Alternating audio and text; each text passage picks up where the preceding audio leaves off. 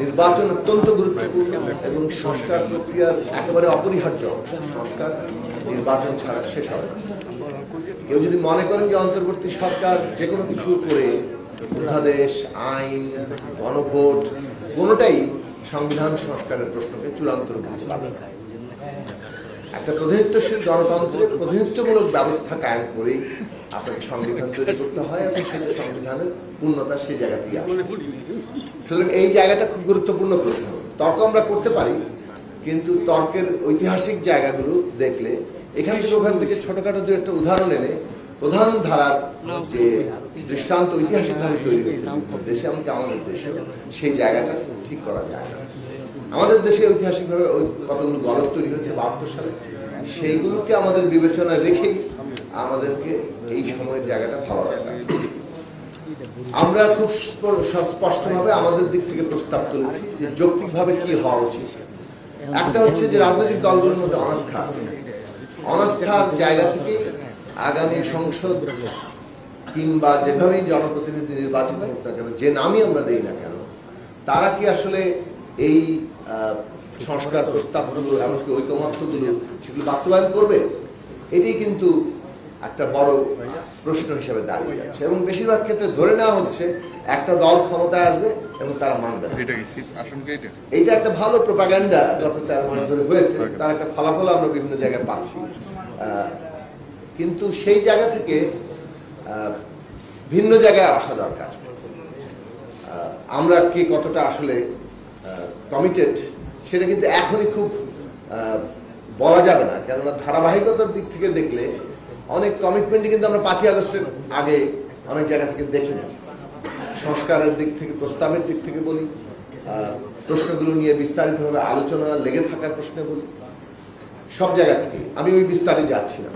যৌক্তিক জায়গাটা আমরা মনে করি যে হ্যাঁ, অনাস্থাকে দূর করার জন্য একটা আইনগত বাধ্যবাধকতা থাকা দরকার। ঐকমত্য, অঙ্গীকার এগুলো অত্যন্ত গুরুত্বপূর্ণ, কিন্তু যদি অঙ্গীকারেই আমরা আস্থা স্থাপন করতে পারছি না, সে কারণে আইনগত একটা বাধ্যবাধকতা জায়গাটা তৈরি করা দরকার যে আগামী জনপ্রতিনিধিরা ঐকমত্যের সংস্কারগুলো বাস্তবায়ন করবে।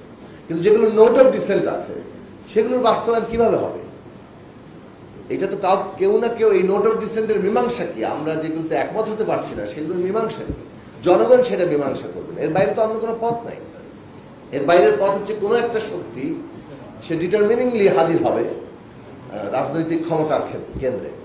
যদি সে নির্ধারকভাবে ক্ষমতার কেন্দ্রে হাজির হতে হয় যে আমরা যা বলবো সেটাই হবে আগামী দিনের কোর্স অফ অ্যাকশন, তাহলে এটা একটা পথ হতে পারে।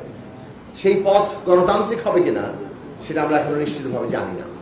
কাজে নির্বাচন মানে জনগণের অংশগ্রহণের মধ্যে দিয়ে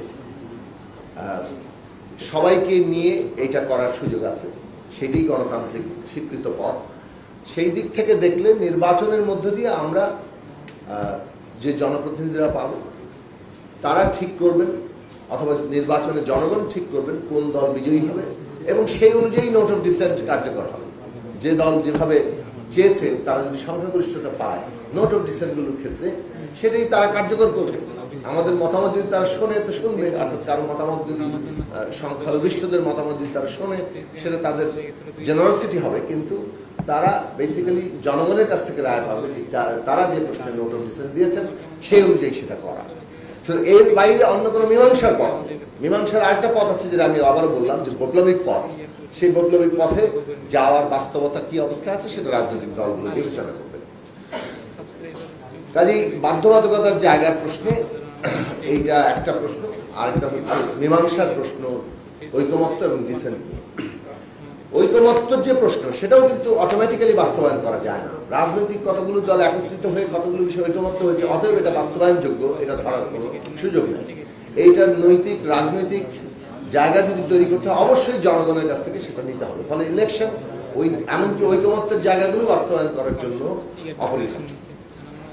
কাজে আমরা সুস্পষ্টভাবে মনে করছি যে একটা ঐকমত্যের অঙ্গীকার থাকা দরকার, তার সাথে আইনগত বাধ্যবাধকতা থাকা দরকার, এবং তারপরে নির্বাচন দরকার, সেটা ঐকমত্যের অংশ এবং নোট অফ ডিসেন্ট বিষয়ে ফয়সালার জন্য। এখন নির্বাচনের জায়গাটা কি হবে সেইটা আসলে বিভিন্নভাবে সম্ভব হতে পারে। যেমন সুপ্রিম কোর্ট এ বিষয়ে একটা ডিরেকশন দিতে পারে যে আদৌ জুলাই সনদের আইনগত মানে কোনো বাধা আছে এই জুলাই সনদ উইল অফ দি পিপলের যদি জায়গা অভ্যুত্থানের জায়গা থেকে ধরে, তারা যেভাবে এই গভর্নমেন্টের স্বীকৃতি দিয়েছে তেমনি সেইভাবে তারা বলতে পারে। অন্য কোনো উপায় অনুসন্ধান করা যেতে পারে, এই বিষয়ে বিশেষজ্ঞরা আরো কথা বলতে পারেন। কিন্তু খুঁটিনাটি যেহেতু উইল অফ দি পিপল আমরা বিবেচনার মধ্যে নিচ্ছি, উইল অফ দি পিপল সবসময় সাংবিধানিকভাবে লেখা থাকে না। উইল অফ দি পিপলের জুরিসডিকশনটা অনেক বড় এবং কোর্ট সেই জায়গায় রাষ্ট্রের এবং সময়ের প্রয়োজনে সেই জায়গায় যেতে পারে। ফলে সুপ্রিম কোর্টের একটা ডিরেকশন হতে পারে যে এটা কোনো আইনগত বাধা নেই। আইনগত বাধার ডিরেকশন না থাকলে সরকার নিজে তখন কি ধরনের পদ্ধতিতে এর একটা আইনগত বাধ্যবাধকতা তৈরি করবে, একটা ফ্রেমওয়ার্ক তৈরি করবে, সেটা সরকারের হাতে থাকবে। এখন ফ্রেমওয়ার্ক মানতে কেউ বাধ্য কি বাধ্য না, এগুলো প্রশ্ন তুলতে পারে। মানতে বাধ্য কি বাধ্য না, এটা তো শেষ পর্যন্ত একটা মানে কন্ট্রাক্টের ব্যাপার। কেউ যদি কন্ট্রাক্ট ব্রেক করে, তা আপনারা মনে করেন কেউ এখানে ক্ষমতায় মানে এইটা ব্রেক করে এই জায়গায় বাংলাদেশে আর কেউ থাকতে পারবে? এটা আমরা মনে করি যে এটা অসম্ভব ব্যাপার। যে এখন কন্ট্রাক্ট ব্রেক করে কেউ কোথায় দাঁড়াতে পারবে, গায়ের জোরে কেউ কোথায় দাঁড়াতে পারবে, এই জায়গাটা পরিস্থিতিটা সেই জায়গায় নাই বাংলাদেশের রাজনৈতিক বাস্তবতা। ফলে ওই বাস্তবতা তো বিবেচনার মধ্যে না। জনগণের যে এম্পাওয়ারমেন্ট হয়েছে, আমাদের ছাত্র তরুণরা যে একটা রাজনৈতিক শক্তি হিসেবে আবির্ভূত হয়েছে এবং সেটা প্রায় নির্ধারক জায়গায়, সেখানে কোনো রাজনৈতিক শক্তির পক্ষে এখন এই রাজনৈতিক কোর্সের বাইরে গিয়ে নিজস্ব কোর্স চাপিয়ে দেওয়ার এই মানে এইরকম একটা সিদ্ধান্তে যাওয়াটা অসম্ভব ব্যাপার। তারা যদি যায় তাদের নিজেদের আত্মহত্যা তারা করতে পারে। আমরা আরেকটা প্রশ্ন গুরুত্বপূর্ণ মনে করি, সেটা হচ্ছে যে সংবিধান সংশোধনের ক্ষেত্রে জনগণের সম্মতি দরকার। এটা ঠিক যে একটা সংসদকে সংবিধান সংশোধনের একটা এখতিয়ার দেওয়া হয়, সাংবিধানিকভাবে সেটা আছে 2/3 থাকলে। কিন্তু আমরা যা করতে যাচ্ছি সেটা সংশোধনের অনেক বেশি, আবার ঠিক নতুন সংবিধান পুরোপুরি প্রণয়ন নয়। এটা একটা মাঝামাঝি জায়গা, মানে আমরা মৌলিক সংস্কার করছি।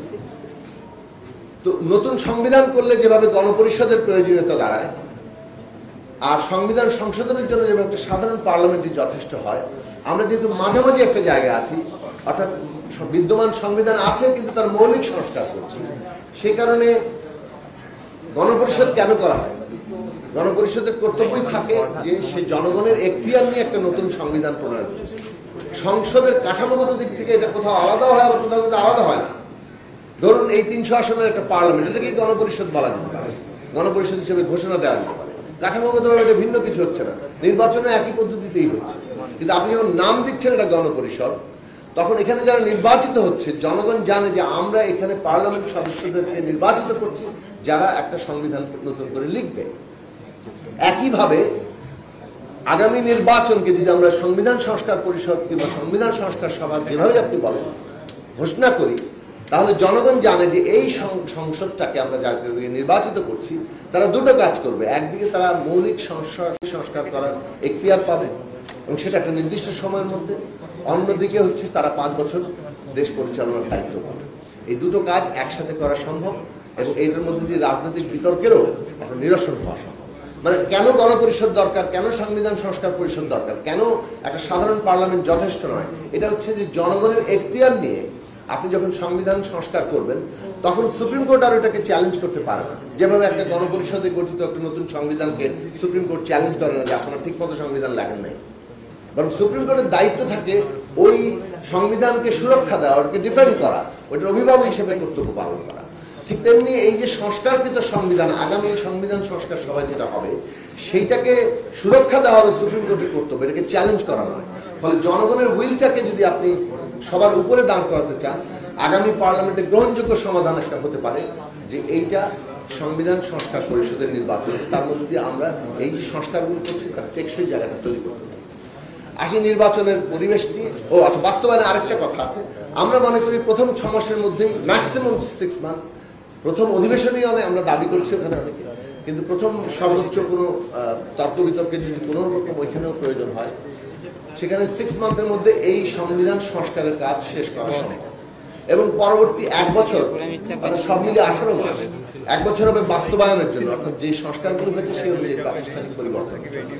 তো এই জায়গার মধ্যে দিয়ে একটা কোর্স কমপ্লিট হয়, অর্থাৎ যে কথাটা দিয়ে আমি শুরু করেছিলাম যে আমরা একটা মানে নতুন 1972 সালে আছি, তো এইটা নতুন পুনর্গঠনের এই কালে আমরা যদি নির্বাচনের পরবর্তী 18 মাস পর্যন্ত একটা পুনর্গঠন কাল করি, এইখানে ন্যূনতম জাতীয় ঐকমত্য দরকার।